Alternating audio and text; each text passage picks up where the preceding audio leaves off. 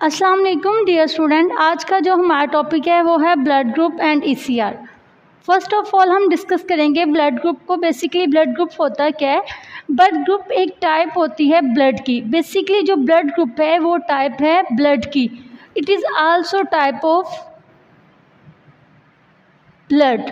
हम कह सकते हैं कि ये क्या है, टाइप ऑफ ब्लड है। ब्लड ग्रुप जो है, बेसिकली ब्लड ग्रुप जो होता है उसको क्लासिफाई किया जाता है ब्लड बेस पे, जो कि उसमें प्रेजेंस होती है या एब्सेंस होती है इनहेरिटेड एंटीजन्स जो होते हैं सब्सटेंस के on the surface of red blood cell. हमारे जो रेड ब्लड सेल की सरफेस पे सब्सटेंसेस वगैरह होते हैं एंटीजन्स इनहेरिटेंट के, वो एब्सेंट होंगे या प्रेजेंट, मौजूद होंगे या नहीं होंगे, उनके बिहाफ पे इनको क्लासिफाई किया जाता है ब्लड बेस को। फर्दर अगर हम देखें कि ब्लड ग्रुप सिस्टम में ब्लड ग्रुप में कि कौन कौन से इसमें बेसिकली एंटीजन्स प्रेजेंट होते हैं, अगर हम बात करें इनके एंटीजन्स की तो इनमें प्रोटीन्स भी आ जाते हैं, कार्बोहाइड्रेट्स भी आ जाते हैं, ग्लाइकोलिपिड्स भी आ सकते हैं, ग्लाइकोप्रोटीन्स भी आ सकते हैं, and they may be depending on the blood group system. ये तमाम के तमाम जो कि लार्ज मॉलिक्यूल्स भी हैं और हमारे पास ये एंटीजन्स भी हैं, प्रोटीन्स, कार्बोहाइड्रेट्स, ग्लाइकोलिपिड्स, ग्लाइकोप्रोटीन्स, ये डिपेंड होते हैं on the blood group system. Basically अब हम डिस्कस करेंगे कुछ इम्पोर्टेंट टर्मिनोलॉजीज़ को कि कौन कौन सी इम्पोर्टेंट टर्म्स हैं जो रिलेटेड हैं ब्लड ग्रुप से, कौन कौन सी ऐसी टर्म्स हैं जो कि हमारे ब्लड ग्रुप के साथ इंटर रिलेटेड है, अटैच हैं। तो उनमें सबसे पहले हमारे पास आ जाता है एंटीजन। एंटीजन बेसिकली है क्या? एंटीजन एक सब्सटेंस है जो वो जो हाथ बनता है, ये काजिंग है immune system to produce antibodies against it. मतलब हम कह सकते हैं कि एंटीजन जो है एक ऐसा सब्सटेंस है जो का वजह बनता है इम्यून सिस्टम में प्रोड्यूस करने के लिए एंटीबॉडीज़ के अगेंस्ट कुछ भी। ये एंटीजन्स जो होती हैं ये सब्सटेंस होते हैं जो इन्वायरमेंट में लाइक केमिकल्स, बैक्टीरिया, वायरसेस और पोलन वगैरह, ये इनमें पाए जाते हैं हमारी बॉडी के पॉइंट ऑफ व्यू से। फर्दर है second antibody. What is antibody? Antibodies जो होती हैं ये रिस्पॉन्स करती हैं स्पेसिफिक एंटीजन के। हम कह सकते हैं कि ये ब्लड प्रोटीन्स होती हैं जो प्रोड्यूस करती हैं या रिस्पॉन्स देती हैं हमारी जितनी भी काउंटर एक्टिंग होती हैं और स्पेसिफिक एंटीजन की एंटीबॉडीज़ के साथ जुड़ी हुई होती हैं। लाइक सब्सटेंसेस जो होते हैं न्यूट्रलाइज किए जाते हैं हमारी बॉडी के साथ, लाइक हार्मफुल या बैक्टीरिया, वायरसेस या फॉरिजन सब्सटेंसेस जो हमारी बॉडी में होते हैं, वो सारे के सारे एंटीबॉडीज़ में आ जाते हैं जो रिस्पॉन्स करते हैं स्पेसिफिक एंटीजन के अगेंस्ट। फर्दर है थर्ड एगोलेंटिन। एग्लोटिन की बात करें तो बेटा जी एग्लोटिन हमारे पास थर्ड टर्म है जो कि ब्लड ग्रुप के साथ रेलिवेंट होती है। एग्लोटिन जो होती हैं ये भी सब्सटेंस है जो कि एज अ एंटीबॉडी वर्क कर रहा है। इसमें ये इस कैपेबल होता है या इस काबिल होता है कि इसमें जितने भी पार्टिकल एंटीजन होते हैं स्पेशली रेड ब्लड सेल या बैक्टीरिया वगैरह होते हैं उनके अलावा कुव्वत मुदाफ़त पैदा करता है। फर्दर है एग्लोटिनोजन।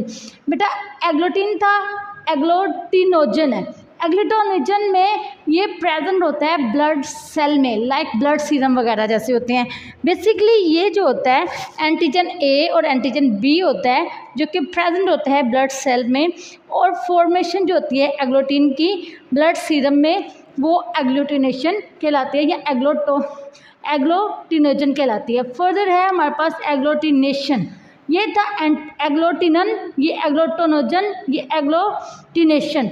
अब एग्लोटिनेशन की बात करें तो ये जो होती है क्लम्पिंग होती है रेड ब्लड सेल्स की जो कि प्रेजेंट होती हैं एंटीबॉडीज़ में। हम कह सकते हैं कि जो प्रेजेंस होती हैं एंटीबॉडीज़ में, इनकी जो binding multiple red blood sales होते हैं क्रिएट करते हैं लार्ज कम्प्लेक्स, उसको भी हम एंटी कोगुलेटिनेशन कहते हैं।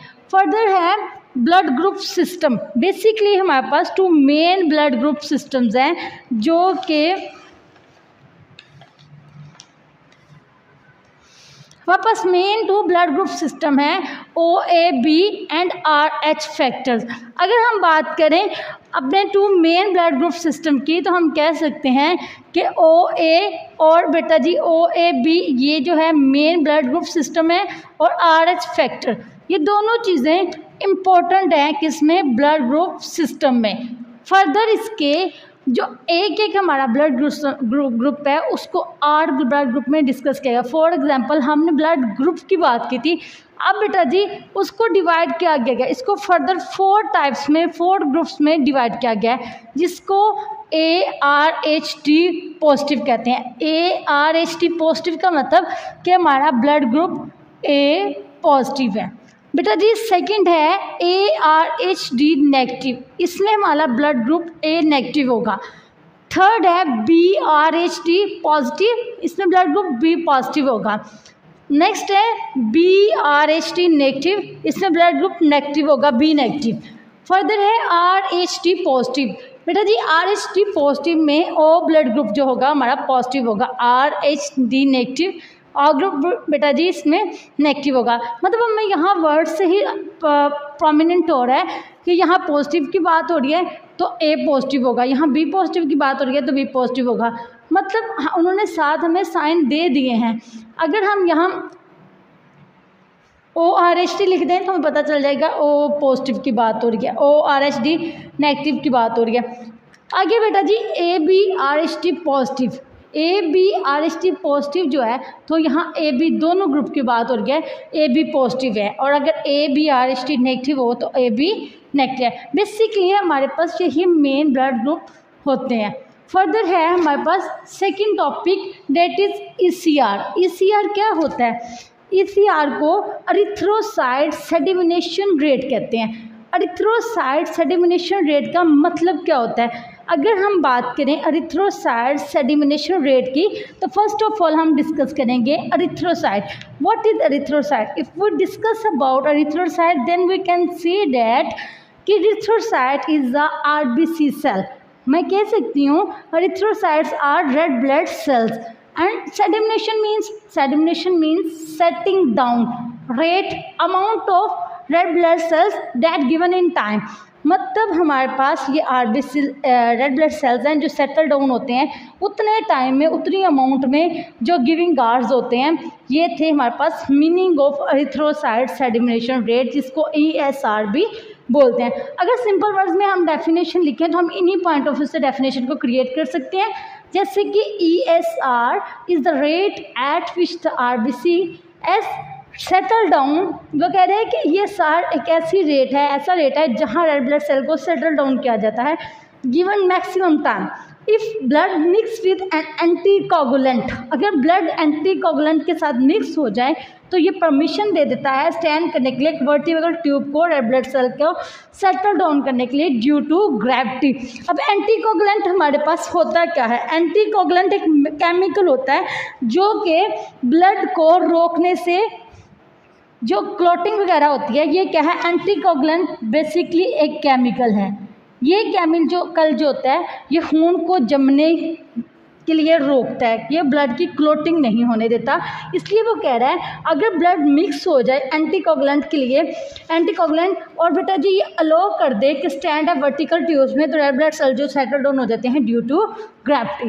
फर्दर है हमारे पास डिटर्मिनेशन ऑफ ESR। अगर हम डिटर्मिनेशन ऑफ ESR की बात करें तो इनको बेसिकली 2 मेथड्स में डिटर्मिनेशन किया गया है। There are main 2 methods of determination in ECR। ECR में basically according to Westergren method and Wintrobe's method.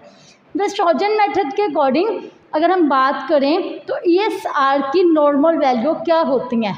Mail में 5 to 10 मिलीमीटर, फीमेल में 10 to 15 मिलीमीटर।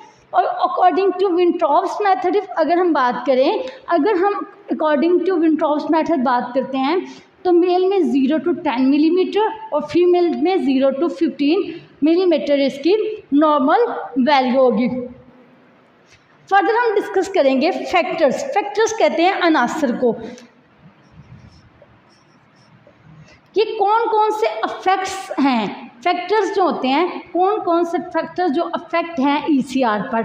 अब बेटा जी बेसिकली स्पेसिफिक ग्रेविटी होना चाहिए, महसूस ग्रेविटी आरबीसीएस की, रेड ब्लड सेल्स की, साइज ऑफ आरबीसीएस हमें मालूम होना चाहिए, विस्कोसिटी ऑफ ब्लड, विस्कस होता है ब्लड का गाढ़ा होना, रेड ब्लड सेल्स काउंट कितनी है, उनकी रेड ब्लड सेल की काउंट कितनी है, उसकी मतलब काउंटिंग हमें मालूम होनी चाहिए। उसके बाद ऑक्सीजन कंसंट्रेशन होनी चाहिए। ये थी हमारे पास factors affect that are the ECR. बेटा जी ईसीआर के लिए कौन कौन से फैक्टर्स अफेक्ट करते हैं? स्पेसिफिक ग्रेविटी है जो रेड ब्लड सेल्स को होती है, size of red blood cells है, विस्कोसिटी ऑफ ब्लड है, रेड ब्लड सेल काउंट है, ऑक्सीजन कंसंट्रेशन है। नेक्स्ट है cluster level. Cluster level is also factor affects of ECR. ये भी क्लस्टर लेवल भी अफेक्ट है या फैक्टर अफेक्ट है ईसीआर का। फर्दर है temperature. Temperature is also factors affect of ECR. Then infection. Infection is also factors affect of ECR. Further discuss करेंगे हम ब्लड कोगुलेशन को। ब्लड कोगुलेशन क्या है? ब्लड कोगुलेशन बेसिकली क्लॉटिंग है। Clotting क्या होता है? ब्लड का जमना।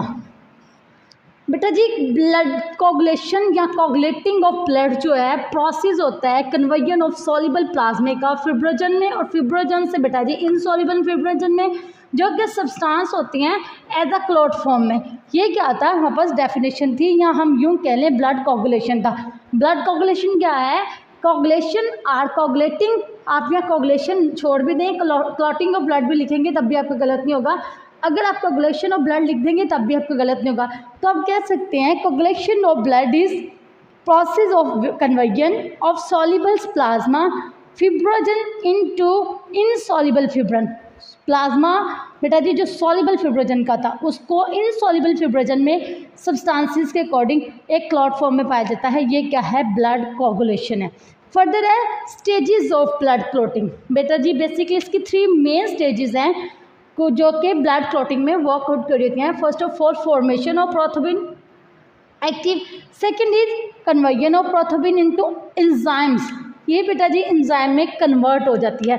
फर्दर है कन्वर्जन ऑफ फिब्रोजन इनटू फिब्रन। फिब्रोजन का फिब्रन में कन्वर्ट हो जाना भी इसकी स्टेजेस ऑफ ब्लड क्लॉटिंग में आता है। फर्दर है हमारे पास factors preventing coagulation, factors increasing. ये तो फैक्टर्स अफेक्ट्स थे।